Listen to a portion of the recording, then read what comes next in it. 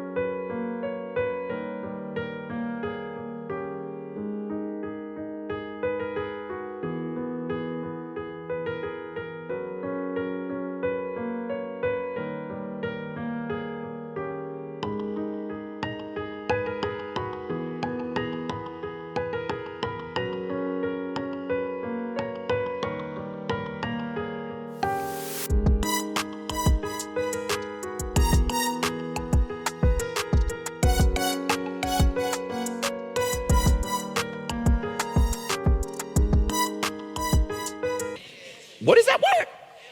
What is the word? What's the root word of imagination?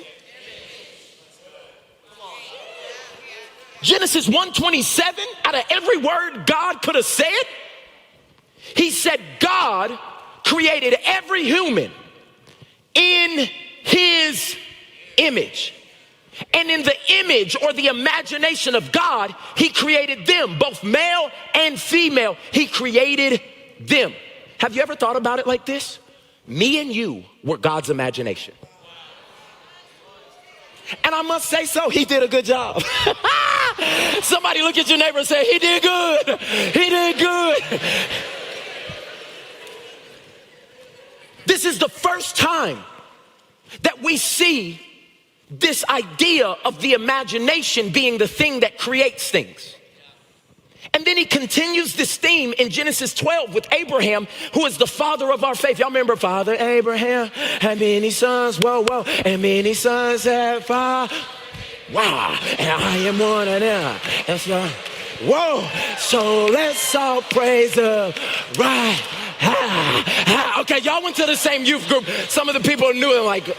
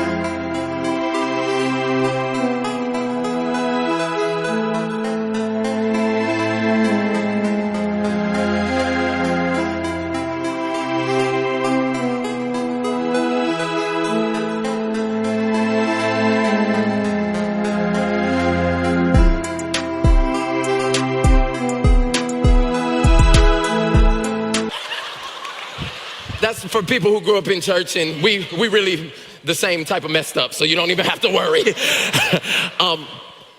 But when he took Abraham and was trying to lead him on a crazy faith journey, Abraham needed an image.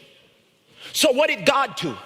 He said, if he doesn't use his imagination to think about where I'm taking him, he's gonna go back to what used to be.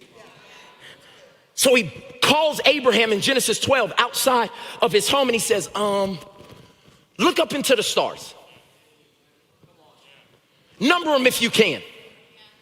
He was trying to give Abraham a picture, an image that he could use. He said, that's how many people I'm going to make your descendants, and that you're going to bless so many nations. And I can imagine that as Abraham was lugging all of his stuff and all of his family through the journeys, the only encouragement he had sometime was to look up and say, I know God wouldn't tell me to leave if he didn't have something better for me. Somebody say, look up.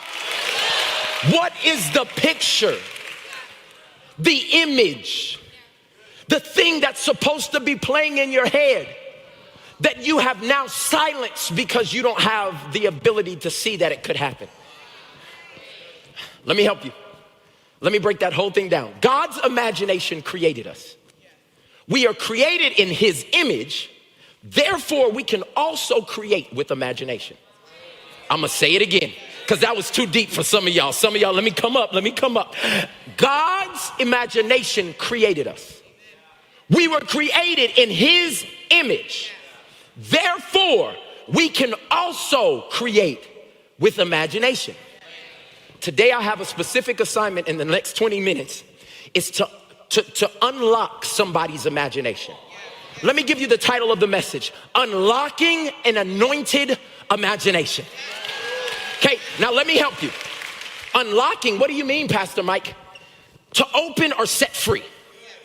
Some of y'all's imagination has been so chained up, and God said today it's going to be free again. Anointed, watch this. So many people think this is a deep word and it's so spiritual, but it's very simple. All anointed means is God's approval. Like when something is anointed, it has God's approval. And when you have God's approval, it makes it easy, or you get divine enablement. Like something, have you ever done something and it felt easier than it was supposed to feel? That was God's approval on something. That's why you keep having trouble with that boyfriend, because his approval ain't on it. You're not supposed to be with him. Why there's no ease with her is because God's anointing is not on that. You see how quiet and stiff some of y'all got? Booty cheeks just tight because you're sitting next to him. I understand. But what I'm saying to you is you want everything God to do in your life to be anointed. I approve that house you're staying in. I approve that job you're working in. I approve.